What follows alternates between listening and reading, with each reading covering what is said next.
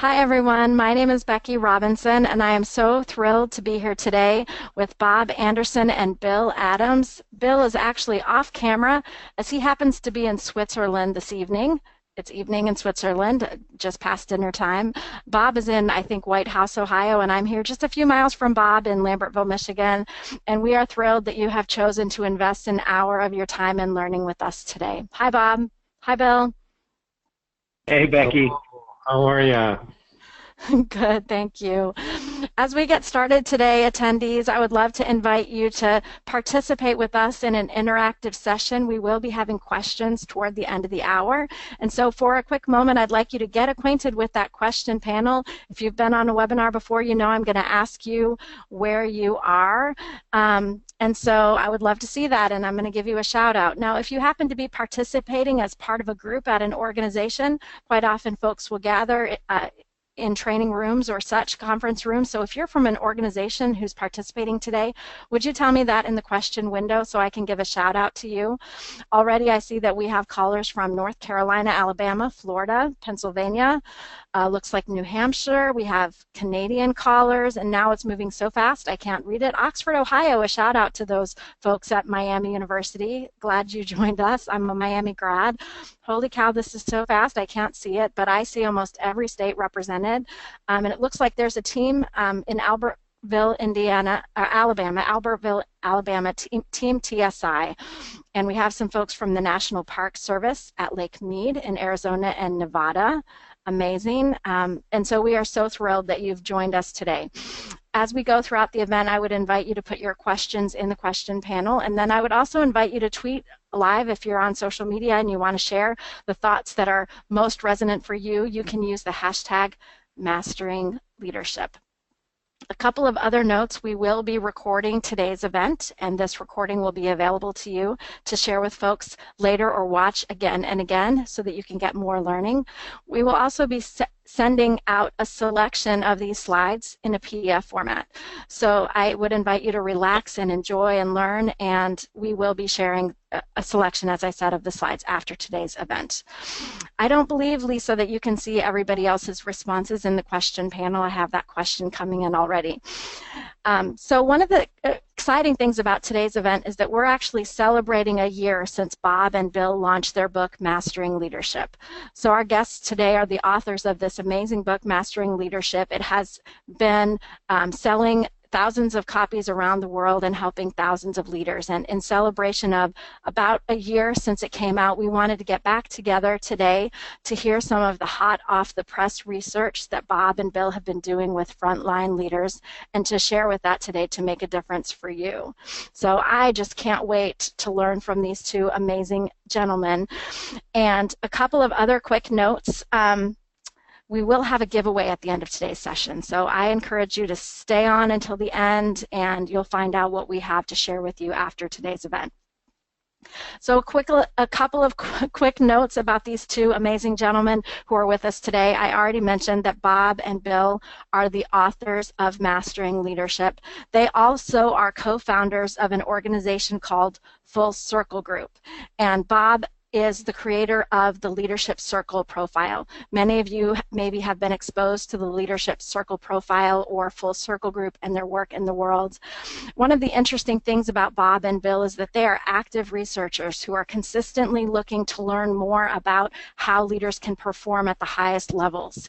And they're bringing that research to us today to help us learn together. The other thing that's interesting about Bob and Bill is that they are working with leaders at the top levels of organizations like Honda and Pixar. And Bill mentioned just before we got on the call the joy that he gets from seeing leaders really think about how to make a difference in their organizations through being strong leaders and examples. So these two guys are the real deal, and I'm so thrilled that we get to learn with them. I'll be back with you at the end of our session to take your questions. And so with that, I'm going to turn it over to you, Bob and Bill. Thanks, Becky. Thanks a lot, Becky. It's great to be with you all. I'm going to jump right in here. We have a really busy agenda, more than we can probably cover, but we're going to do our best. We're going to really basically overview a study that we've been doing and some of the learnings that are coming out of that study has huge implications. So we did a study. We wanted to get a view from the street on leadership. In other words, how do leaders actually describe leaders, unvarnished from all the theory and research and all that? Just how do they talk about it? And so we went to our written comments for that, and we'll talk about that as we go along. But in order for you to really understand it, we got to do a very brief introduction of the leadership circle profile. Then we'll jump into the study, and then we'll wrap up with a few key learnings and some principles for change that are coming out of this. All of this is the subject from our next book. So, look, we ask this question all the time of leaders. Raise a hand, you know. How many of you would agree that effective leaders outperform ineffective leaders, and we never get pushback to that? Never. And it actually becomes an interruption when you start to say, really, you really believe that? Well, how seriously do you take it? And that becomes a really interesting conversation. And so what we now want to suggest is that we've often said that leadership is the most studied and least understood, right, of subjects. And so we don't actually think that's true. And we're seeing that both in our leadership circle profile data and now the written comment data. We want to talk about that. So this is a picture of leadership circle profile. And I'll get into what this profile is, but you can see that it's two hemispheres with strong scores on top and not very much going on in the bottom half. So in the profile, these scores radiate from center. And so a strong score is far from center, and a mild score or low score is close to the middle. So in this profile, the top half is creative competencies. So those wedges in the outer circle in the top half are 18 key competencies that are likely to show up on any good 360. They're well researched to relate to effectiveness and to business performance. And so in our data, this would be from our norm base. Now we have almost 1 million scores in our norm base now. This is the correlation between the average score in the top half, the average score in those 18 key competencies, and a measure of leadership effectiveness. On our survey, we have a measure that has people evaluate, well, how effective do we experience you? So just look at the top question, I'm satisfied with the quality of leadership that he or she provides. Bottom question, overall he or she provides very effective leadership. We get a measure on this, and then we correlate that with the scores in the top half, and we come away with a very high and positive correlation, which means if your creative competencies go up in the top half, you're likely to be seen and experienced as a much more effective leader. And so, so you can see in this profile strong scores in the top half and low scores in the bottom half. The bottom half are reactive tendencies. So these are, and we'll talk more about this, these are strengths being run on a reactive structure. Strengths run through reactive mind.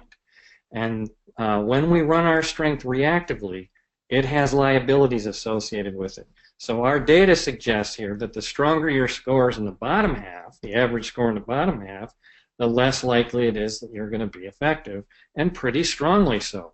So this is a correlation of the average score in the bottom half with that measure of leadership effectiveness, minus 0.68. So this becomes the optimal profile. I mean, it's a perfect profile. Mine for sure doesn't look like this. I'd love it to look like this, but it doesn't. And so high scores in the top half in this profile, they're sitting right around the 90th percentile. Each ring is a percentile ring radiating from center, and then the bottom half, 10 to 15%. So this is perfect profile, and here's how we got it.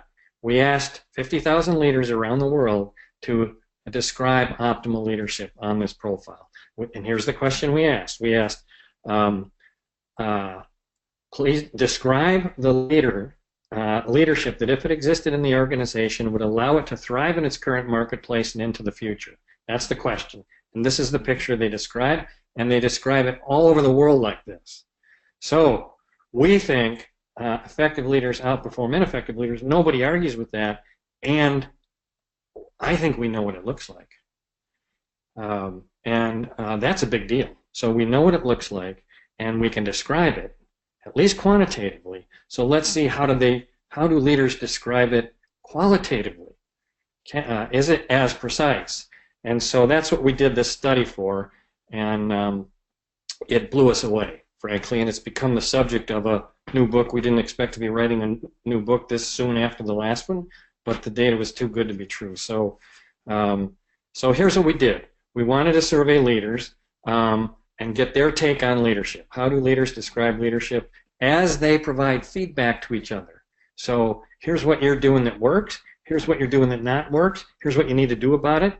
How do leaders talk about leadership? So it's a view from the street. We went to our written comments, and we looked at the most creative leaders and the most reactive leaders. The key in this was that this is leaders describing other leaders. So we have leaders that are describing other leaders, telling us what makes them effective and what keeps them from being as effective as they could or need to be.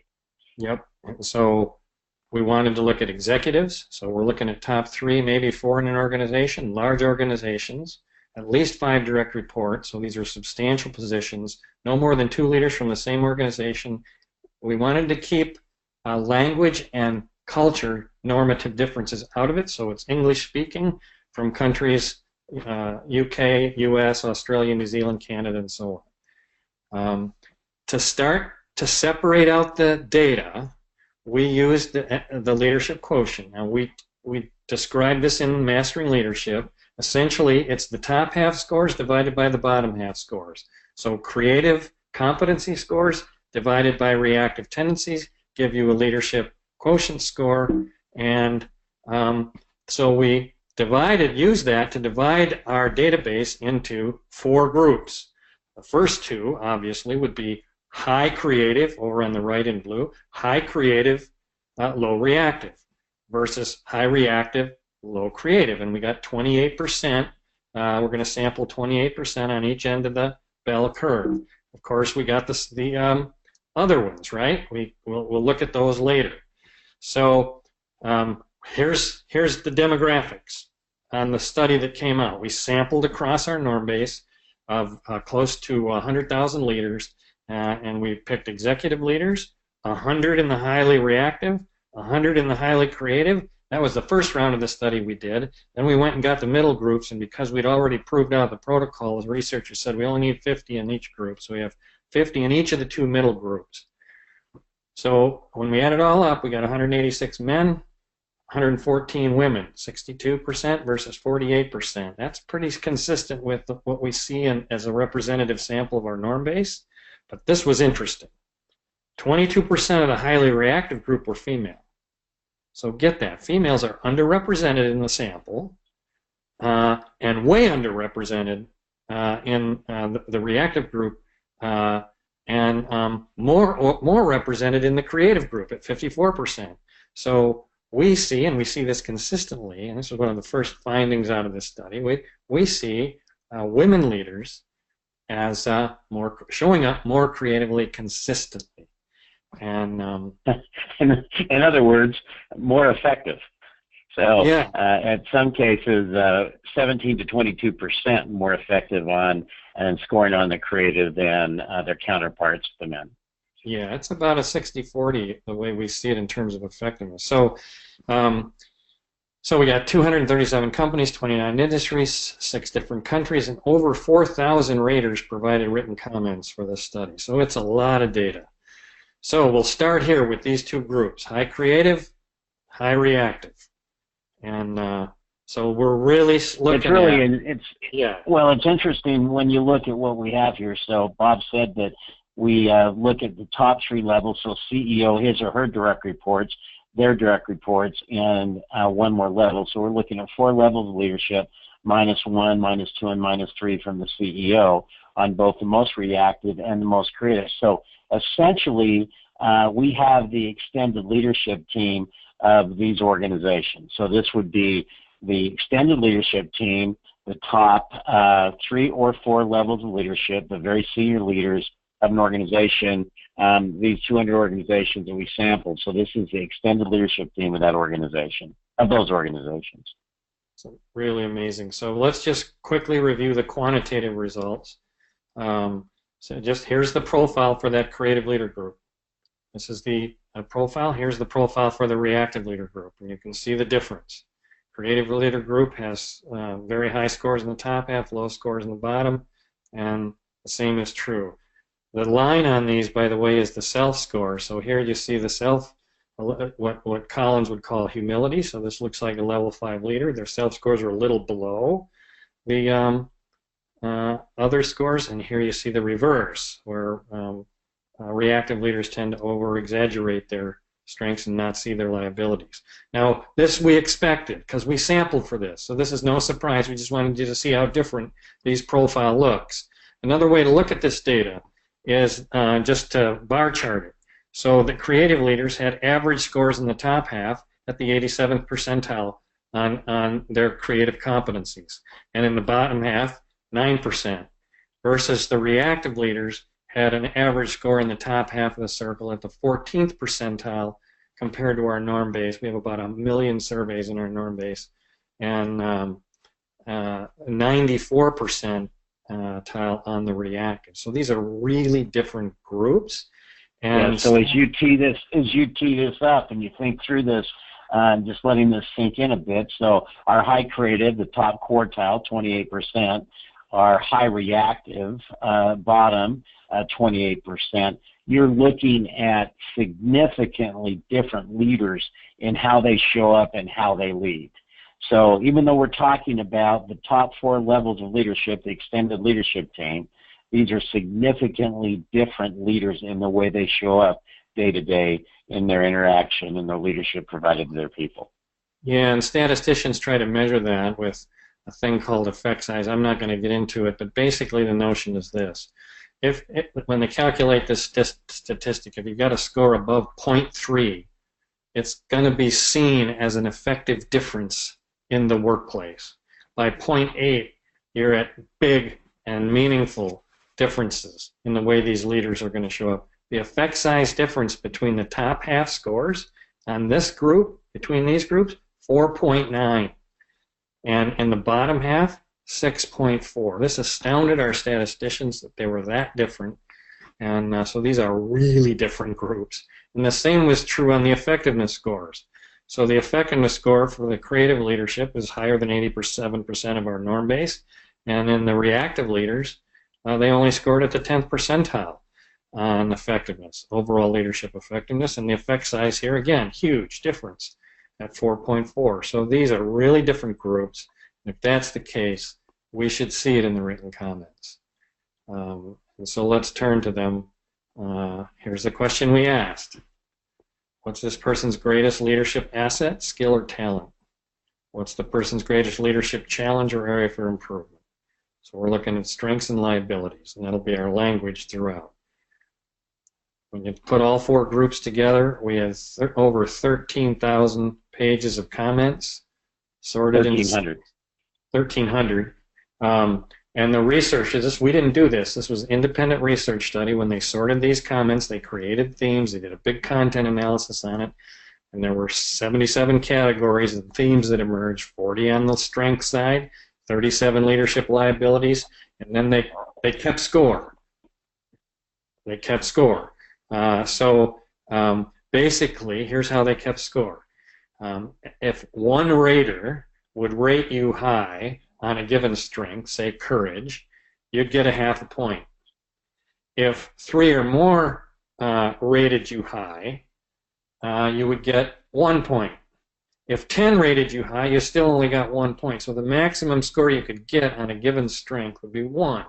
And since there are 100 leaders in the 2 groups, then the maximum score you could get, if everybody got rated at by 3 or more people, if everybody got rated by 3 or more people as high on a given strength, the maximum score you could get was 100. 100 would be really unlikely, but you can almost then begin to think about this as a percentage when you see these scores. So that's how they kept score, and let's jump into the results. So here's an example of a comment that would be scored. Right? Eric is passionate about the business. He loves being creative in his thinking, open to new ideas, driving strategy. So here's the data.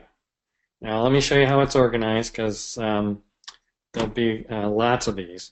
Basically, this is the top 10 strengths of creative leaders, the creative leader group, and listed in order from highest to lowest. And here are the scores over here in blue. So strong people skills, 79 score. Remember, max is 100, so this is a huge score, right? And then on the right are the same the scores for the reactive group on the same skill. So you see strong people skills, 79 versus 28. Visionary, 76 versus 54, and so on all the way down. Team builder, personable, approachable, leads by example, passion and drive, good listener, 46 to 3, develops people, 46 to 11, empowers people, positive attitude. And when you add them all up, you have a total score over here, if you add up all 10 of these, of 544 versus over here on the reactive side, 240. So creative leaders were endorsed on these top 10 strengths 2.3 times more often than reactive leaders were. So, Bob, as you just pause here for a second and let this top 10 on creative on these thematic strengths play out, here's someone taking the time, doing a 360 on a leader, and writing in their comments on what makes this person effective. What are their top strengths? And what shows up of those 10 as Bob went through them. What I think is really important and worth noting is that the reactive leaders also have those strengths, that we're talking at 2.3x more often on the creative than reactive. So when you think about the way these leaders show up, top leaders of an organization of over 200 organizations, look at the difference in the way that the leaders on the creative side and the leaders on the reactive. So reactive, with taking those strengths and hanging them on a reactive structure. Creative, taking those strengths and putting them on the creative structure, and it's 2.3 times more likely. Think about the return on their leadership that they're starting to get, and we'll play more with that as we go through it. Yeah, so let's turn to strengths of reactive leaders. So here's a description of a reactive leader's strength, right? And they do Paul's greatest strength is his key mind. He's absolutely brilliant, has a powerful and unique combination of technical savviness, business acumen, and a reptilian charisma. Love this. Love this comment. I've worked with Paul. Yeah, but you can hear the drive, you can hear the brilliance, and so on. So let's look at the strengths. Here are the top 10 strengths of reactive leaders. Their scores rank ordered on the right, and then how creative leaders scored on the same list on the left in blue. Passion and drive, 61, 49. We're going to come back to this. They actually score higher on drive and passion, and our researchers distinguished between passion and drive. They grouped them together, but they saw important differences. We'll talk about that later. Visionary, strong networker, technical domain knowledge, they're results focused, they're intelligent and brilliant, strong people skills, creative and innovative, personable, approachable, positive attitude. But even here now, on the things that reactive leaders were most endorsed for in terms of their strengths, reactive leaders scored 1.3 times higher. Creative leaders. Creative leaders endorsed 1.3 times more often, even on the reactive strengths. Mm-hmm. So, stay with that for a minute. Here's the biggest gaps between reactive and creative leaders. No surprise here, it's pretty much the same list we've been looking at. But look at this, people skills, number one, 51-point difference. Good listener, 43-point difference. Team builder, 43. Leads by example, develops people, and so on. Amazing gap. So these are the biggest differentiators right here between creative leaders and reactive leaders in terms of strengths. So the most significant gaps between a reactive and a creative leader, starting with good people skills at over a 50% gap. Right. Just as an example. I mean, these are you want to know the difference between leaders and how they show up, just take your list here on the gaps and you've got a good understanding of what shows up. And, oh, by the way, this is stuff we all know, and we all knew, but it didn't mean necessarily that we're working on it in the way that we can make a difference in development. So when we put the top 10 list together with the biggest gaps list, we got a really good list of what leaders say works. And it's right here and in their language. This is the stuff that works. And so what? So Bill, you can really jump in here, but the basic notion here is we got a view from the street. And we're hearing leaders actually describe leadership when they talk to other leaders about what they're doing that works and what doesn't and what they can do about it. That's really interesting. And frankly, I've not seen a book like this that we're putting together or a study like this. So it's pretty unique information, I think. We were also surprised. Well, and Bob and I, when we first got the results, we don't know why we're so surprised about being surprised. Yeah. I mean, we literally were surprised about how surprised we were when we saw the dominance of people skills and what that meant and everything towards relationship orientation. Not a big surprise when talking about that, but what we realized is that our lens, as we've been trying to and have been pretty darn successful at quantifying leadership effectiveness over the last 15 years, has had us going through a real quantitative lens and looking. And when we came to the qualitative lens, which is what is the depth and richness of what leaders say about other leaders, and what popped for us is we realize that it's the combination of obviously, the combination of the qualitative and the quantitative in a way that makes a real difference. So the surprise around the predominance relationship capability, and we're talking significant predominance. And you net that out and say, well, leadership is about leading people. We all know that. But the key on this one for us is that leaders get capped in their effectiveness if they're and their ability to actually lead more if they're unable to lead and scale relationship. In other words, being effective at relationship at scale is a non-negotiable. And the way that this one started to play out for us is we had a leader say to us of an organization that where their leadership got exposed was at scale. And all of a sudden, all of those areas where they were getting by before they were growing the organization, all of a sudden started to show up in a way it hadn't been previously. And all of a sudden, that being able to scale relationships and not just be relationship one-on-one, one on team, but one on the organization became a non-negotiable.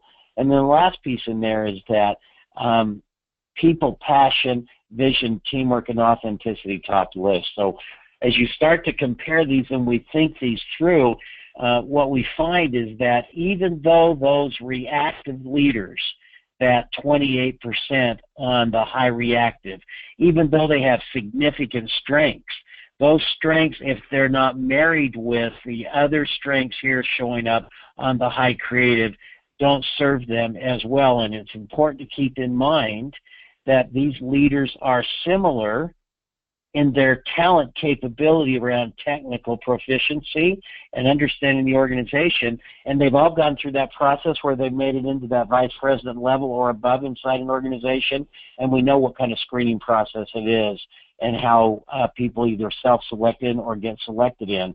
So it's a screening process. It's essentially 360 on the top leadership team of 200 organizations. Bill, can I interrupt for a minute? This is Becky. I have a team person on the line who's asking if you could define what you mean about scale. And I have a sense about that, but it might be helpful if you could just spend a moment talking about what that means, relationships at scale. Absolutely. So we know that as we think about leadership, first of all, leadership of self, leadership in a one-to-one situation, leadership in a team situation, and leadership in an organizational situation.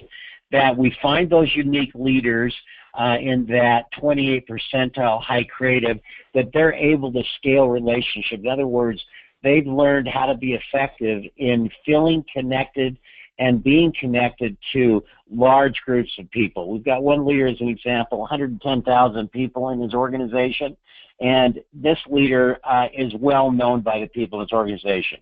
They feel connected to him. They feel like they understand who he is and what he's about, what his values are, and the kind of relationships that he brings about. So in this situation with over 100,000 people in one organization, that leader's really learned how to scale relationship. That's what we mean by it. So anywhere from a few hundred to many, tens of thousands to hundreds of thousands. How do we scale relationship? We're going to talk more about scale as we go here, so stay tuned, because it's really an important concept in what we're seeing here. But first, to build for that, I want to talk about what really surprised us. I was playing around with this data one day, and I said, I've been looking at the biggest gaps. What are the smallest gaps? And what surprised me, we ended up defining it as non-differentiating strengths, strengths that don't make that much difference. And so here are the strengths of the top. When it comes to leadership, strengths that don't make that much difference when it comes to effective leadership. Exactly. They're necessary, as we'll talk about. So here are the top 10 strengths of reactive leaders. Here are the strengths that had gaps of 5 or less. So not very big gaps or even negative gaps. So passion and drive, for example, is a negative gap. In other words, if you subtract reactive from creative, you get a negative number. All the others were less than or slightly less than 5. So think about this. These, I think, don't really differentiate what makes for an effective leader, and if they're too strong, might actually be getting in your way. So passion and drive, strong networker, your technical domain capability, industry knowledge, and so on. Results focus, not that different. Intelligent, brilliant, not that different. Creative and innovative, not that different between the most effective leaders and the least effective leaders. Now this really gets interesting. So the notion here is and you add to that. Sorry, Bob. Go ahead. No, go. Well, you add to that. I mean, I almost look at this and I say to myself, we're viewed from the street, and we look at something like results focused, intelligent and brilliant, creative and innovative as non-differentiating strengths. So they get identified as the top strengths of a reactive leader, and they're non-differentiating. In other words, they don't make that big of a difference. These are table stakes. In order to even be in the ranks of these leaders, you've got to bring these with you in order to make it into this level of leadership. They're table stakes. They're expected of us. Yep. And so what here? As Bill said, these are equally talented leaders. But if you go back to that list, you can see that they're actually really closely evaluated. Like on creative and innovative, reactives are actually higher. On intelligent, brilliant, reactive rated higher. So if you had to give the nod to intellectual capability, brilliance, and technical knowledge and stuff like that, you'd have to give it to the reactive leaders. But if we just call it even and say equally talented groups of people here, showing up very, very differently in the way they lead, that's really interesting. And so it redefines, at some very significant way, how we think about selecting for leadership. So the kinds of things... I love the non-differentiating strengths are necessary. In other words, you've got to have them, but they're not sufficient. So when you look at those non-differentiated strengths, what we were calling table stakes a moment ago, they're necessary. You've got to have them to play, but they're not sufficient for leadership. So when you start to see leaders in an organization that the old school, when Bob and I entered into this work in organizational development, we used to talk a lot about Peter Principle, how someone actually can reach their highest level of incompetence. They get to a point where they can't go any further. Well, the reason that they are necessary but not sufficient for leadership is they don't give us that edge in making ourselves an effective leader. And are we really talking about reaching a level of the best they can do, capping them out, Peter Principle? Are we actually talking about non-development? Are we actually talking about they've hit their level of development? And then you see that very clear point is those things, and this is the piece. This is why we talk about it from a Peter principle and the way we think about it previously. It's what got them there won't take you where you need to go from a leadership perspective. That's the whole point on differentiating strengths. Most brilliant person in the room doesn't mean they're the best leader in the room. Doesn't mean they're the most effective leader in the room. Brilliance and leadership effectiveness aren't necessarily one-to-one ratio. We got a number of examples where we find people that are incredibly bright, incredibly brilliant, and don't show up as the most effective leaders. They don't necessarily equate in the same way we used to think they did. So let's turn the corner here and look at liabilities. Liabilities are reactive leaders. We actually didn't see many liabilities mentioned on the creative leaders. And there were some, as you'll see, but not very many. So you want to take this one, Bill? Yeah, Will seems a bit disconnected on a personal level from those that he should be mentoring.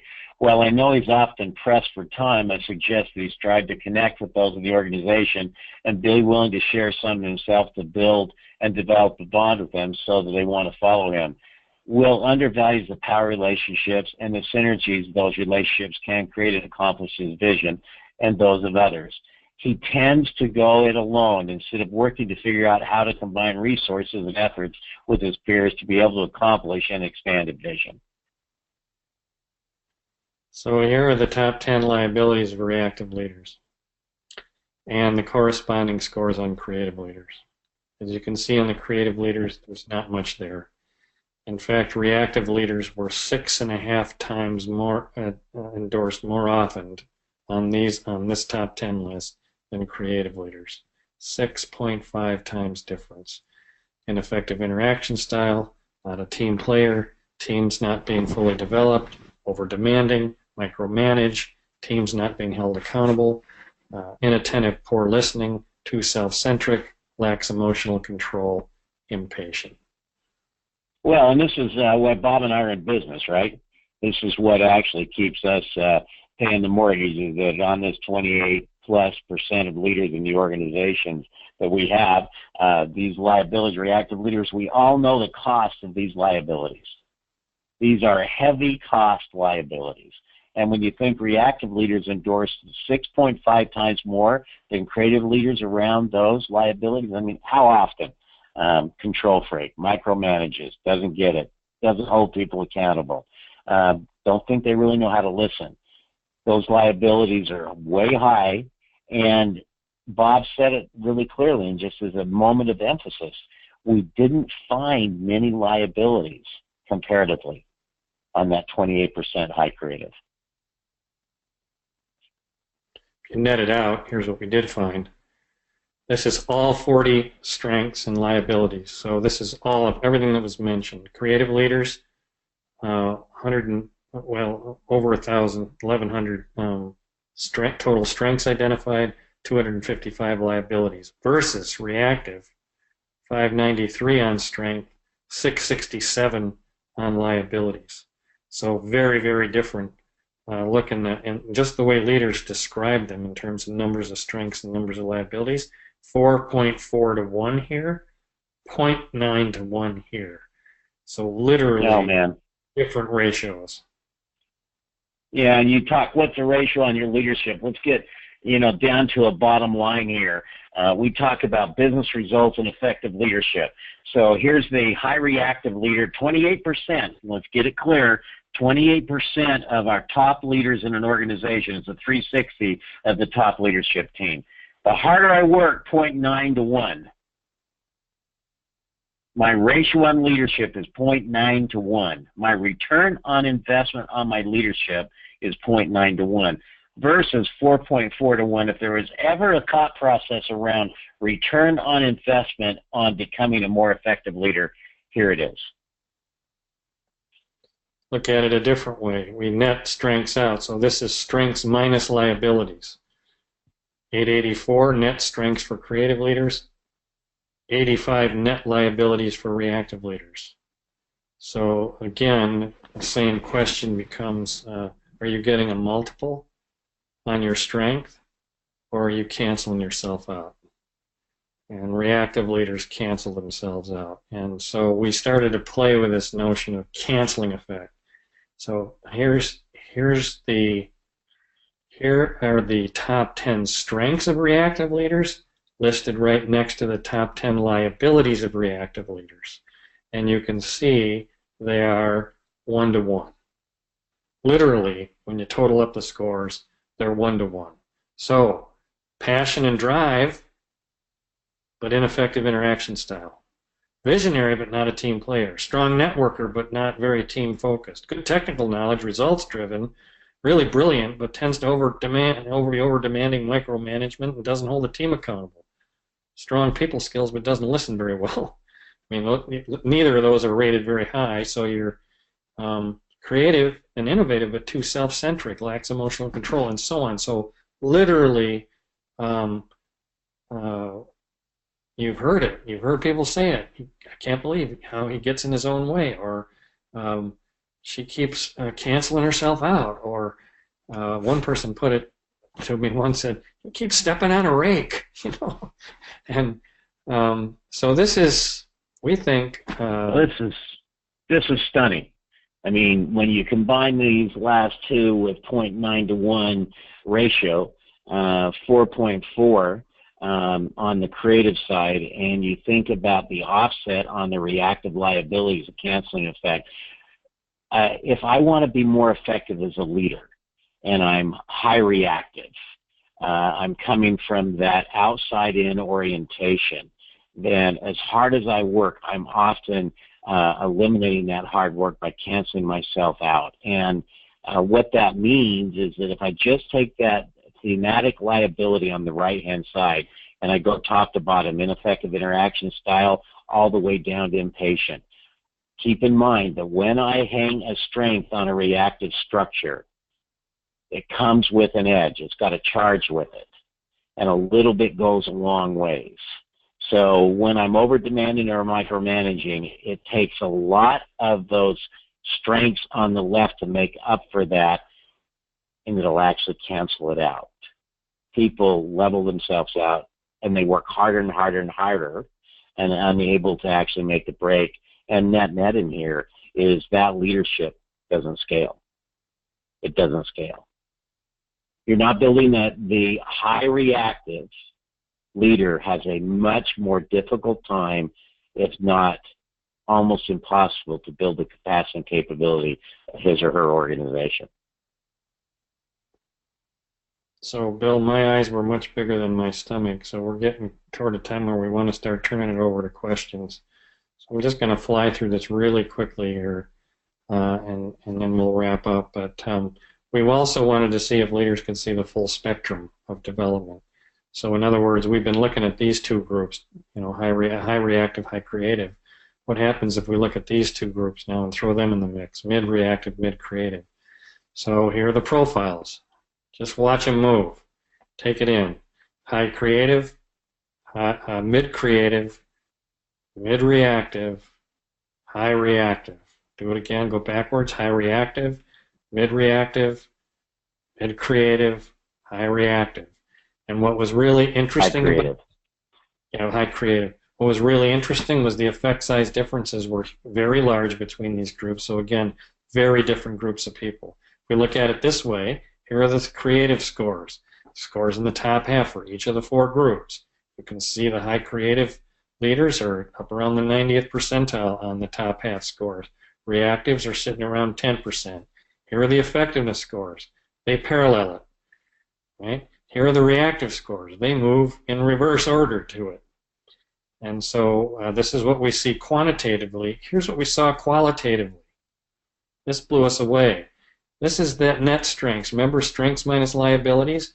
If we take the net strengths and put them out, lay them over here. Now I had to convert it to 100. So creative leaders got 100, and then we just made it a 1 through 100 scale. So, but this is exactly how they parallel.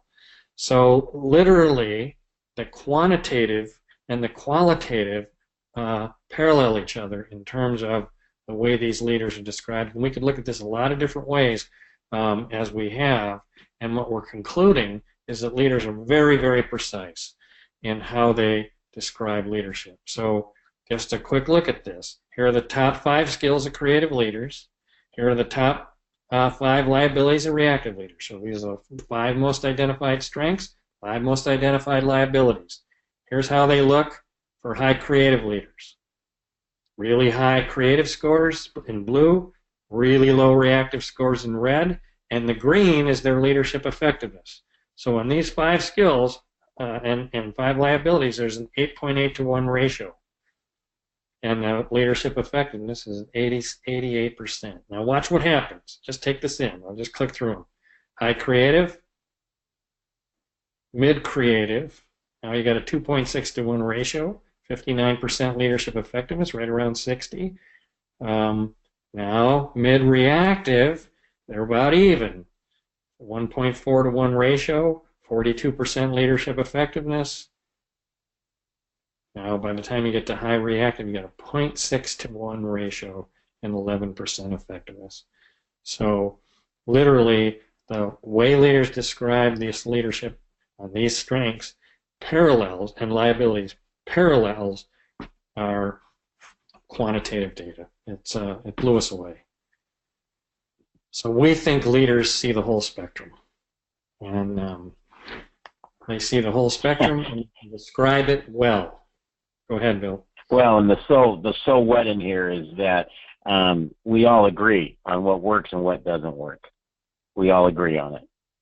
And leaders, and Bob said it a moment ago, they're very, very, very precise in the way they describe the full spectrum.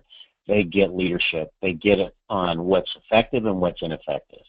They understand from reactive to creative, it's precise, from ineffective to effective leadership, and most importantly, what works and what does not work. And then we've got the correlation of performance and results, and we see, as Bob went through those quickly, even a little move from reactive to creative starts to change the ratio on the return you're getting on your leadership, the multiple you're getting on your leadership. And it goes up as you become more and more creative, and goes down as you become more and more reactive. The other big takeaway for me in this, especially when I looked at the spectrum of leadership and how the qualitative and the quantitative matched, is that the wisdom is in the room. The wisdom is in the system.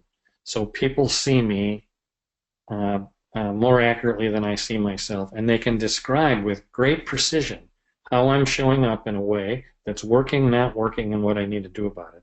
So then how do we begin to create feedback-rich environments that are supportive and hold people in that over long periods of time? And so we don't have time to go through these. I wanted to go through some of these in some depth, but basically we're starting to distill out some principles for change. And I'm going to just quickly mention them, and then we'll end here and open for questions. But basic move is shift your mindset. Bill just said it. When you shift from reactive structure of mind to creative structure of mind, it's a big deal, and it shows up in your leadership. And we've got all kinds of research that we cite in Mastering Leadership that builds that argument. Leaders were quite precise on passion and drive, and the bottom line on that is serve something larger than yourself. The creative leaders were described as being passionate around the organization's success and the development of others and the mission and so on. Reactive leaders, more egocentric drive for their own ambitions. And so a very big difference in the core motivation, and then we can go on and on. How do you get really focused on the one thing that'll unlock your leadership and the one way you're canceling yourself out, build a creative tension around that, take a long-term approach to development systemically, and in doing so create a feedback-rich environment. So we're starting to distill out, here are the principles that we think really make a difference in terms of accelerating development. So we know what it is, we know what it looks like, we're precise in the way in our ability to describe what works and what doesn't, and I think we now have enough technology and know-how to put in place a long-term systemic approach that actually can develop leaders pretty rapidly. That's what Bob Keegan's writing about in his book on deliberately developmental organizations that are structured to and designed to help people develop. So let's pause there and open up for questions. And I'm just going to click through to the last, because there was a lot we could have talked about here. Sure, and I imagine that I've had a lot of comments throughout the event that this is just such rich and deep content, and so thank you, Bob, for getting us through a good portion of it. And there have been a ton of questions. I like this one that recently came in from Barbara. She said, so if we all know what effective leadership is, and you've been able to define that, then how do people get there, and why is it so difficult?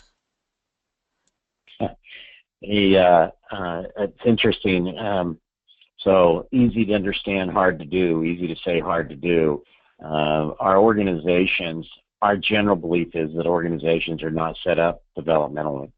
In other words, we haven't legitimized the developmental agenda as an important part of what an organization is all about. And in order for the organization as a whole to have its leaders develop, there needs to be a developmental agenda that's as important as the strategic agenda. It's where the return on investment comes from leadership. And when we get that developmental agenda actually legitimized in a way, then the whole game changes. Developing a feedback-rich environment changes, and that has to come from the top. The other piece in here is that we live in a data-rich world, and when we take an instrument like the Leadership Circle Profile, and we can give a leader both qualitative and quantitatively what it is that he or she can focus on to make the biggest difference in their leadership, then we're able to target development. And often what we did over the years is we actually shotgun development, and we didn't focus on what was most important for a leader. And being able to target now what it is that's most important for me to become more effective also makes a big difference.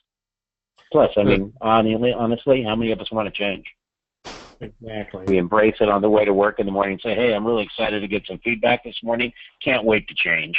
So in fact, maybe if I really get lucky, it'll be a trifecta day. I'll get a little feedback at work, and then I'll get on my way home from work today and get a little more feedback when I get home. Can't wait for that. So we're going counterintuitive, and feedback is hard. This stuff's hard. I think the other side of it is we don't see ourselves. Blind spots are real, and you can see it in this data. If I would have laid self scores over top of this, you would see how different they are. And so we don't see our strengths, we don't see our liabilities. And feedback is vulnerable. And the higher you go, the less you get. We are not in feedback-rich environments.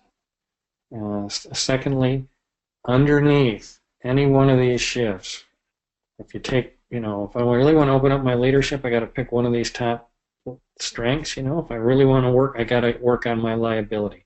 When you get underneath that liability, or the tension between where I really need my leadership most needs to open up and how I'm getting in my own way, there's a core organizing assumption around how I hold my identity.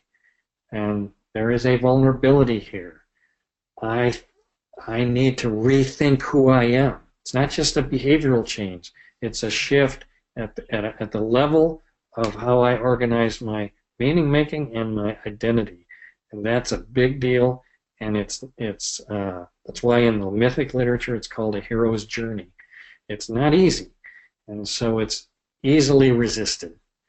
And so how do we get better at helping people wade right into that territory, because that's where the breakthroughs are.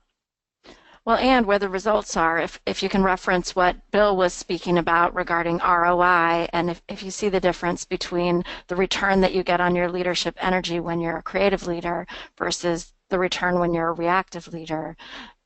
It's hard, right, Bob and Bill? But it's also necessary if we want to create results in our organizations. Absolutely. And the piece I love is legitimizing quantitatively a 0.9 to 1 return. So I don't know anyone that wants to get a 0.9 return on one effort. That means I have to work harder and harder and harder, and it's very difficult for me. So we're talking about better results, more agile, more effective, at less energetic cost. So what we want to be able to do is show leaders that they can get better results, and the cost energetically on them and those around them is less than it is when I'm coming from a reactive structure of mind. Sure. So here's a tough question from Annette. She's curious how much is nurture and how much is nature, and is it really possible to have significant change from reactive to creative leadership strengths? We've got plenty of cases. Plenty of cases. Yeah, So, well, two of them on the webinar today between Bob and I. So we could have blamed nature for both of our ineffective leadership styles for a lot of years, and we're actually more effective collectively and individually than we used to be. And quite frankly, it's deliberately developmental. You know, to actually deliberately want to develop. And what we know about leadership is leadership can be learned. There's no question about that. It can be learned. And, oh, by the way, there are naturally instinctual leaders. right. We see it show up. We do a lot of work with youth leadership. Early on, 11, 12, 13 years of age, you can see leadership showing up naturally, instinctually in youth. That doesn't mean, however, that others can't learn it. That makes a lot of sense. Could you explain or describe employee engagement and the differences that you might see in an organization when you have a creative leader at the helm compared to a reactive leader? Well, just think about the list of reactive leaders. Micromanages, inappropriate interaction style, impatient, emotionally or inappropriate. You know, and you just take that list. How much engagement does that build? When you start to look at it, it's more egocentrically driven. And it's about, I'm leading with my technical domain knowledge and my creative brilliance. So we had a leader, I won't mention a name here, but got some pretty hard feedback, and took him a while to accept it, but came in a very creative leader, brilliant. You would know this leader, very brilliant. Came in after really soaking on this stuff, and held up his profile, called an all-company meeting, held up his profile and said, I've been strangling the creative capacity of this organization. And it's not the tell rather than ask. I mean, here's a leader that between the two organizations, they got 45 pages of open-ended comments. And if you look at those 45 pages of open-ended comments, you'd see the canceling effect playing itself out in a really big way. And literally, as Bob said, as highly creative as this leader is, was strangling the creativity and the engagement within his own organization. And how did he respond to that, Bill, when he found out? Took him about a week and a half to actually let it sink in before he could say anything. About 3 weeks later, he did exactly what Bob said. He stood up in front of the entire organization, called a town hall, and held up his profile and said, I'm sorry. I apologize. I had literally, Bob mentioned a moment ago, a lot of times we don't see ourselves. I literally had no idea the damage and the inhibition I'm causing on potential here because of the way I'm showing up as a leader. And oh, by the way, this is exactly opposite of who I want to be. And I'm going to do it differently. And if you think about that 4.4 to 1 or 8.8 to 1 on the top 5 strengths and liabilities of creative leaders, think about the engagement that gets built. You get a multiple here on your leadership. So this notion of scale, where the question came up, is really critical. Leadership's about scale. It's about building and scaling greater capacity and capability in the organization. So a leader's job is to scale leadership in the organization. Engaged, empowered leadership organization all the way down. And so if you're getting an 8.8 to 1 ratio because of your core strengths, you're scaling leadership, you're scaling engagement, and that's the leader's job. And it's about people. It's not about task. It's not about task. You got to be good at task, but you don't lead task. You lead people to get task done. So ultimately, leadership, and what really distinguishes leadership, is people and teams and empowerment and engagement.